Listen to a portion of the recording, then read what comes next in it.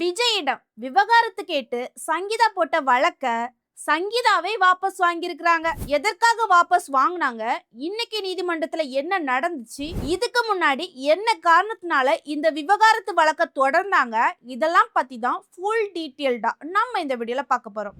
நான் ஜிசோனா. இந்த வீடியோக்குள்ள போறதுக்கு முன்னாடி இந்த வீடியோ பத்தின கருத்து ஏதாவது உங்களுக்கு இருந்துச்சுன்னா தாராளமா கமெண்ட் சொல்லுங்க. ஏன்னா உங்களுடைய கமெண்ட்டை பார்த்துட்டு தான் நாங்க நெக்ஸ்ட் வீடியோ இன்னும் பெஸ்டா எடுக்கிறதுக்கு ரொம்பவே யூஸ்ஃபுல்லா இருக்கும். வாங்க வீடியோக்குள்ள போய் பார்த்து தெரிஞ்சுக்கலாம். ஃபர்ஸ்ட் என்ன நடந்துச்சு அப்படி நம்ம பார்க்கும்போது, ஜூன் 15ஆம் தேதி விசாரணை நடந்துச்சு. அடுத்த விசாரணை ஆகஸ்ட் 7ஆம் தேதி அப்படிங்கிற மாதிரி ஒத்தி வச்சாங்க. அதன் அடிப்படையில் இன்னைக்கு ஆகஸ்ட் 7ஆம் தேதி செங்கல்பட்டு குடும்ப நல நீதிமன்றத்துல யார் தலைமையில இன்னைக்கு விசாரணை நடந்துச்சுன்னா, நீதிபதி சுஜாதா தலைமையில தான் இன்னைக்கு இந்த விசாரணை நடந்துச்சு. அப்போ சங்கீதா லண்டன்ல இருந்து வீடியோ கால் மூலமாட்டு இன்னைக்கு என்ன பண்ணாங்கன்னா, நீதிமன்றத்துல நீதிபதி சுஜாதா கிட்ட பேசினாங்க. சரியா? அதன் அடிப்படையில சங்கீதா என்ன சொன்னாங்க அப்படின்னு பாத்தீங்கன்னா, நான் இந்த விவகாரத்து வழக்க வாபஸ் வாங்கிக்கிடுறேன் அப்படிங்கிற மாதிரி சங்கீதா தெளிவா சொன்னாங்க. அதுக்காக நீதிமன்றத்துல நீதிபதி என்ன கேட்டாங்கன்னா, எதுக்காக வாபஸ் பண்றீங்க அப்படிங்கிற மாதிரி காரணம் கேட்பாங்களா, அதன் அடிப்படையில காரணங்கள் கேட்டிருக்காங்க. அதுக்கு சங்கீதா என்ன பண்ணிருக்காங்கன்னா, காரணங்களை சொல்லியிருக்கிறாங்க. சரியா? சரி, ஓகே. சங்கீதா காரணங்கள் சொன்னிருந்தாங்களா, அந்த காரணங்கள் வெளியாகிட்டா அப்படின்னு பாத்தீங்கன்னா, இன்னுமே அதிகபூர்வமான காரணங்கள் வெளியாகல. ஆனா சில ஊடகங்கள் என்ன சொன்னாங்க அப்படின்னு பாத்தீங்கன்னா, சங்கீதா என்ன சொல்லியிருந்தாங்கன்னா, நான் மனப்பூர்வமா நான் இந்த விவகாரத்தை வாபஸ் வாங்கிக்கிடுறேன், பட் இருந்தாலுமே யாருமே எனக்கு அழுத்தம் கொடுக்கல அப்படிங்கிற மாதிரி சங்கீதா சொன்னதாட்டும் சில ஊடகங்கள்ல சொல்லியிருக்காங்க. இதன் அடிப்படையில இன்னைக்கு விசாரணை நடந்த நீதிபதி சுஜாதா என்ன பண்ணாங்க, சரி அவங்களே வாபஸ் வாங்கிக்கிடுறேன் அப்படின்னு சொன்னாங்களா, அதனால இந்த வழக்கை முடிச்சு வச்சுட்டாங்க அப்படிங்கிற மாதிரி தான் சொல்லி ஆகணும். சரி, ஓகே. இப்போ சங்கீதாவே முன் எனக்கு இந்த விவகாரத்து வழக்கை நான் தொடர விரும்பல, நான் வாபஸ் வாங்கிக்கிடுறேன் அப்படிங்கிற மாதிரி சொல்லியிருக்காங்களா.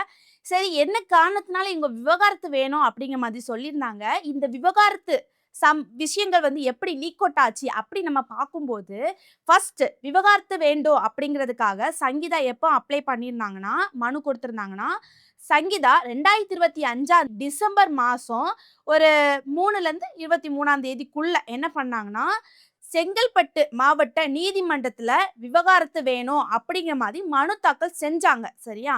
அப்பதுல இருந்து கொஞ்ச நாள் வரைக்குமே இந்த மனுவை பத்தி யாருமே பேசல.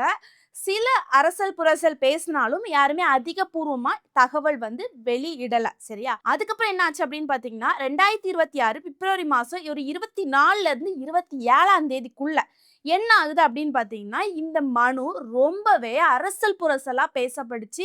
நிறைய ஊடகங்கள் சங்கீதா விவகாரத்து வேணும் அப்படிங்கிறதுக்காக மனு கொடுத்திருக்காங்க. அதுதான் இந்த மனு அப்படிங்கிறதாட்டு நிறைய ஊடகங்கள்ல போட்டிருந்தாங்க. ஏன் நம்மளுமே அந்த மனு குறித்து பேசியிருந்தோம். அவங்க மனுவில் என்னெல்லாம் குறிப்பிட்டிருந்தாங்க அப்படின்னு பேசியிருந்தோம்.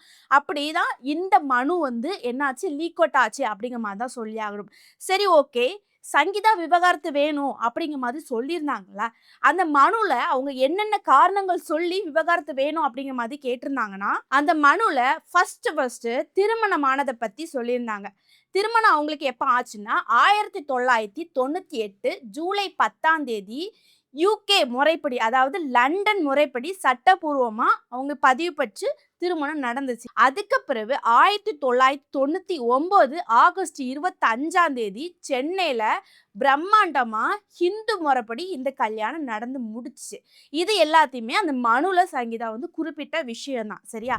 அடுத்ததாட்டு முக்கிய குற்றச்சாட்டு அதுல என்னவா இருந்துச்சு அப்படின்னு பாத்தீங்கன்னா, 2021 ஏப்ரல் மாதம் விஜய் ஒரு நடிகையுடன் திருமணத்தை மீறி ஒரு உறவு வச்சிருந்தாங்க. அது எனக்கு தெரிய வந்துச்சு. பட் நான் விஜய் கிட்ட சொன்னேன், இதெல்லாம் வேண்டாம் அப்படிங்கிற மாதிரி சொன்னேன். பட் அதுக்கு விஜய் அவர்கள் நான் உறுதியளிச்சாரு.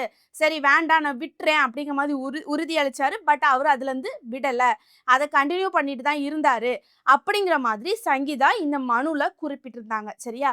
அதனால சங்கீதாக்கு ஆழ்ந்த மனவலி, நம்பிக்கை துரோகம், திருமண நம்பிக்கை மீறல் எல்லாமே ஏற்பட்டுச்சு. நான் ரொம்பவே மனசு உடைஞ்சுட்டேன் அப்படிங்கிற மாதிரி அந்த மனுல முக்கியமா குறிப்பிட்டிருந்தாங்க சங்கீதா. அடுத்ததாட்டு மற்ற முக்கியமான குற்றச்சாட்டுகள் என்னலாம் வச்சிருந்தாங்கன்னா, 2021 முதல் விஜய் உணர்வு ரீதியா என்ன விலக்கிட்டாரு அப்படிங்கிற மாதிரி சொல்லியிருந்தாங்க.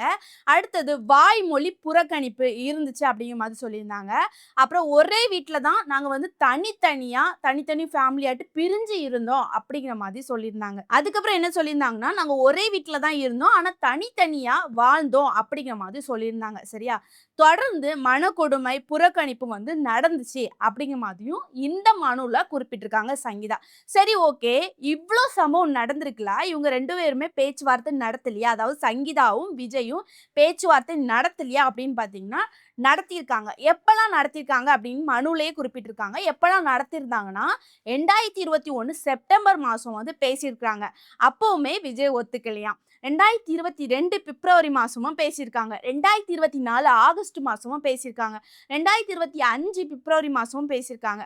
அதுக்கப்புறம் தான் சட்ட ஆலோசகர் மற்றும் நேரடி பேச்சுவார்த்தை மூலமா சமரசம் வந்து நடந்துச்சு. பட் எல்லாமே தோல்வியில தான் போச்சு. சரியா? 2 பேருக்குமே, அதாவது சங்கீதா பேச்சுவார்த்தை நடத்தும்போது விஜய் அவர்கள் வேண்டாம் அந்த மாதிரி சம்திங் அப்படின்னு தான் சொல்றாங்க. சரியா?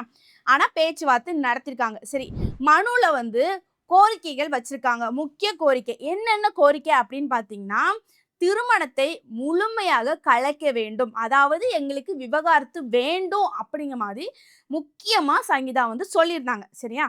அதுக்கப்புறம் என்ன கேட்டிருந்தாங்கன்னா, நிரந்தர ஜீவனாம்சம் வேணும். விஜயோட வருமானத்துக்கு ஏற்ப, சமநிலைக்கு ஏற்ப எங்களுக்கு வந்து நிரந்தரமாட்டு ஜீவனாம்சம் எங்களுக்கு வேணும் அப்படிங்கிற மாதிரி சொல்லியிருந்தாங்க. அதுக்கப்புறம் என்ன சொல்லியிருந்தாங்க அப்படின்னு பார்த்தீங்கன்னா, இது மட்டும் இல்லாம நீலாங்கரை வீட்ல எங்களுக்கு வந்து தங்குறதுக்கு உரிமை வேண்டும். இல்லன்னா நீலாங்கரை வீடு மாதிரி எங்களுக்கு தனி வீடு கட்டி தரணும். அப்படிங்கிற மாதிரி சங்கீதா கோரிக்கை வச்சிருந்தாங்க. அடுத்ததாட்டி என்ன சொல்லியிருந்தாங்கன்னா, இந்த வழக்க இன் கேமரா மூலமா தான் விசாரணை நடக்கணும் அப்படின்னு வந்து சொல்லியிருந்தாங்க. அதாவது ரகசியமான முறையில தான் இது விசாரணை நடக்கணும். நாங்க எங்களுக்கு விசாரணை நடக்குது வெளிப்படையா தெரியக்கூடாது அப்படிங்கிற மாதிரி அவங்க சொல்லியிருக்காங்க. அடுத்ததாட்டு அந்த மனுல ரொம்ப ரொம்ப முக்கியமா ஒண்ணு சொல்லியிருந்தாங்க. தேவைப்பட்டால் அந்த நடிகையை 2வது எதிர் மனுதாரராக சேர்க்க உரிமை அப்படிங்கிற மாதிரி சொல்லியிருக்காங்க. அடுத்ததாட்டு அந்த மனுல முக்கியமா ஒண்ணு சொல்லியிருந்தாங்கன்னா, திருமண காகிதத்தில் மட்டுமே உள்ளது, முழுமையாக உடைந்து விட்டது அப்படிங்கிற மாதிரி குறிப்பிட்டிருந்தாங்க. எல்லாமே இந்த வழக்கு வந்து அடுத்தடுத்து நடந்துட்டு தான் இருந்துச்சு. அதுக்கப்புறம் ஜூன் மாசம் நடந்துச்சு. ஜூன் 15ஆம் தேதி இந்த விசாரணை நடந்தது. அதுக்கப்புறம் ஆகஸ்ட் மாசம் 7ஆம் தேதி ஒத்தி வச்சாங்க. இன்னைக்கு ஆகஸ்ட் 7ஆம் தேதி. இன்னைக்கு எல்லாருமே எதிர்பார்த்துட்டு இருந்தாங்க. என்ன நடக்க போகுது? இந்த வழக்கோட அடுத்த கட்டம் என்ன அப்படிங்கிற மாதிரி எல்லாருமே எதிர்பார்த்துட்டு இருக்க இந்த சமயத்துல தான் விஜய் அவர்களுடைய மனைவி சங்கீதா என்ன பண்ணாங்கன்னா, நான் வந்து இந்த வழக்க தொடர விரும்பல. நான் வாபஸ் வாங்கிக்கிடுறேன் அப்படிங்கிற மாதிரி என்ன பண்ணியிருந்தாங்க, வாபஸ் வாங்கியிருக்காங்க. இனி சங்கீதா அவர்களுடைய டிவோர்ஸ் வழக்கு வந்து மொத்தமா முடிஞ்சிடுச்சு அப்படிங்கிற மாதிரி தான் சொல்லி ஆகணும். சரி, ஓகே. இத குறித்து என்னோட கருத்து என்ன அப்படின்னு பார்த்தீங்கன்னா, அதாவது ரீசென்ட்டா கூட விஜயோட பையன் சஞ்சய் என்ன பண்ணியிருந்தாங்க, அவங்க வந்து ஒரு பேட்டி குடுத்திருந்தாங்க. அதுலயுமே அவங்க அப்பாவ பத்தி ரொம்பவே பெருமைப்படுத்தி தான் பேசியிருந்தாங்க அப்படிங்கிற மாதிரி தான் சொல்லி ஆகணும். எவ்வளவுதான் குடும்பத்துக்குள்ள சண்டை வந்தாலும், ஆனா அவங்க வெளிப்படையா காட்டிக்கல. சரியா? இப்போ ஓரளவுக்கு சமரசமா போயிருக்கலாம். இருந்தாலுமே அத வந்து வெளிப்படையா காட்டல. அவங்க அப்பாவ பத்தி பெருமையா தான் சொல்லியிருந்தாங்க. இன்னொன்னு என்ன அப்படின்னு பார்த்தீங்கன்னா, ஒரு வழியா விஜயோட மனைவி சங்கீதா இந்த விவகாரத்த குறித்து வாபஸ் வாங்கிட்டாங்க. இனியாவது இவங்க 2 பேருமே ஒற்றுமையா இருக்கணும் அப்படிங்கிற மாதிரி நானும் நினைக்கிறேன். மக்களாகி எல்லாருமே நினைக்கிறாங்க. ஏன்னா, விஜய் அவர்கள் வந்து இப்போ ஒரு சாதாரண பொசிஷன்ல இல்ல. அவங்க ஒரு சிஎம்மா இருக்கிறாங்க. மக்களுக்காக நெறைய விஷயங்கள் பண்றாங்க. அதே மாதிரி அவங்களும் அவங்களுடைய வாழ்க்கைய வந்து நல்லபடியா வாழணும் அப்படிங்கிற மாதிரி தான் மக்களும் நினைப்பாங்க. அதனால இந்த விவகாரத்து இதோட முடிஞ்சுச்சு அப்படிங்கிற மாதிரி எல்லாருமே சந்தோஷம் தான் படுறாங்க. ஏன்னா, அவங்க 2 பேருமே சேர்ந்து இருக்கணும் அப்படிங்கிற மாதிரி தான் நினைக்கிறாங்க மக்களாகிய எல்லாருமே. அதனால விஜய் அவர்களுடைய மனைவியும், விஜய் அவர்களும் ஒண்ணா அவங்களுடைய வாழ்க்கைய தொடரணும் அப்படிங்கிற மாதிரி தான் நான் நினைக்கிறேன். மக்களுமே அதுதான் நினைக்கிறாங்க. சரியா? இந்த வீடியோ பார்க்குற நீங்க விஜய் அவர்களுடைய மனைவி சங்கீதா வந்து எங்களுக்கு டிவோர்ஸ் வேணும் அப்படிங்கிற மாதிரி கோர்ட்ல மனு போட்டிருந்தாங்கல்ல. இப்போ எனக்கு வந்து இந்த விசாரணைய நான் அப்படியே முடிச்சிடுறேன், தொடர விரும்பல அப்படிங்கிற மாதிரி வாபஸ் வாங்கிட்டாங்களா? இத குறித்து நீங்க என்ன நினைக்கிறீங்க? அவங்க நீதிமன்றத்துல என்ன காரணங்கள் சொல்லியிருப்பாங்க? இன்னும் அதிகபூர்வமா வெளிய வரல தகவல். பட் அவங்க என்ன சொல்லியிருப்பாங்க? இத குறித்து உங்களுடைய கருத்த கமெண்ட்ல சொல்லிட்டு போங்க. நெக்ஸ்ட் ஒரு இன்ட்ரெஸ்டான வீடியோல வந்து சந்திக்கிறேன். பாய்.